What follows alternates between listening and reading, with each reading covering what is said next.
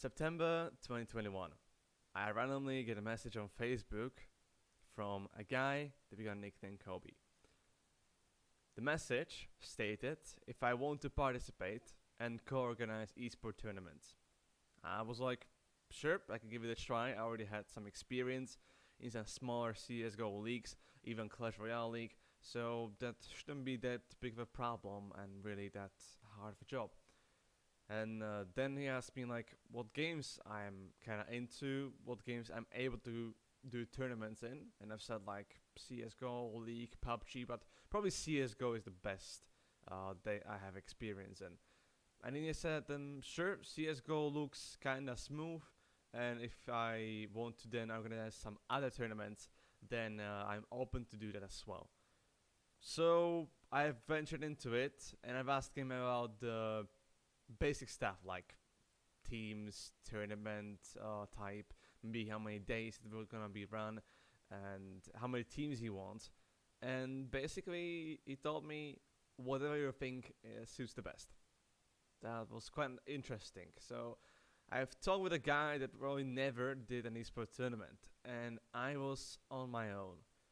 Even though I've tried to look for someone that would help me, I think Sobos did some help with the tournament, but overall I did most of the work.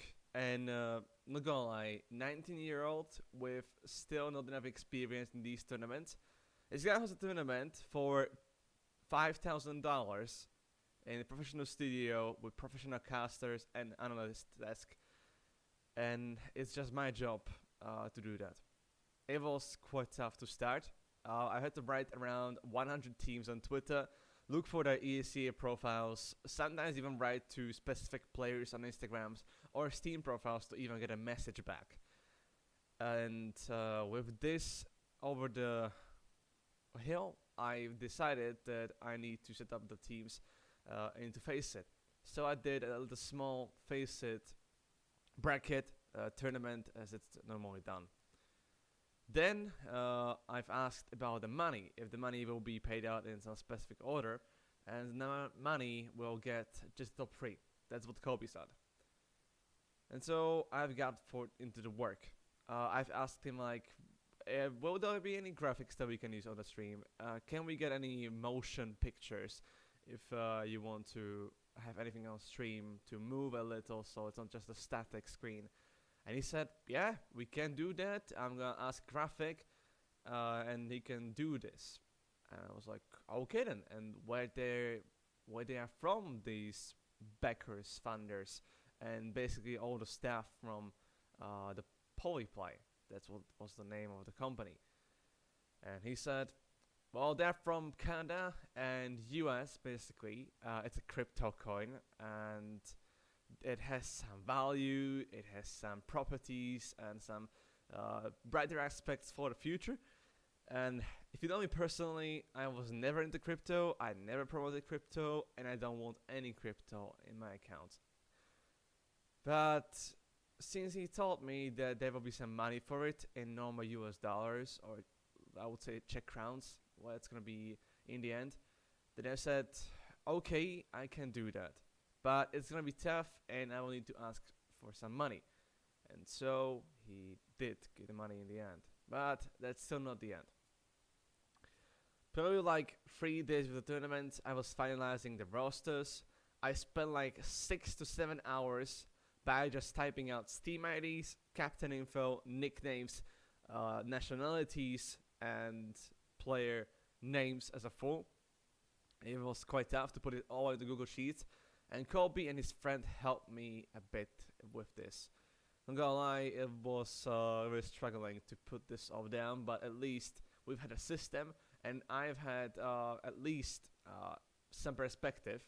What teams will play, what info can I get, because I was not only the co-organizer, I was not only the admin, I was also a caster for one match, I was also analyst at the event, and also I was the middleman in the studio that I was going to be upon, just announced.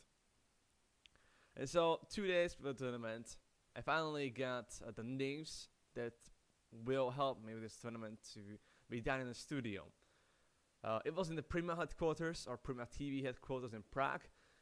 It was specifically PlayZone Studio, where they ran their normal tournaments and where they cast those. And basically, there was this observer from PlayZone. Big kudos to him, because I probably wouldn't be able to set up this stream that well. And then I had a help at the analyst desk. It's Miley, well-known figure in this Czechoslovak scene at the analyst desk, and sometimes even at casting. And then at a caster desk, it was Shady and Lelek, well-known names in both PUBG and CSGO. Obviously, Kobe hired the best people for the job. And so we finally set things up, and on the day of the tournament, I ventured into Prague to get to the studio. And when I got to Prima headquarters to the entrance gate, I went by the lady that was at the desk, and I asked her, sorry, I need to get to the PlayZone studio. We have an event there called like a POLYPLAY. And she was like, I don't know anything about that. Can you call someone from there so I can give you a pass? And in that moment, I realized that I have no Wi-Fi, I have no content on the Observer studio. And I was standing there for 30 minutes, just wondering, like, what can I do? How can I get there? Because I have nothing to really talk the lady over. And so I had to call Kobe. Luckily, we exchanged the numbers. And he was like, okay, I'm gonna call the guy. He's gonna come down and give you a pass to get to the studio. So after 10 minutes of waiting and eagerly stepping around the entrance, I finally was let in by the observer. I got a pass and went in.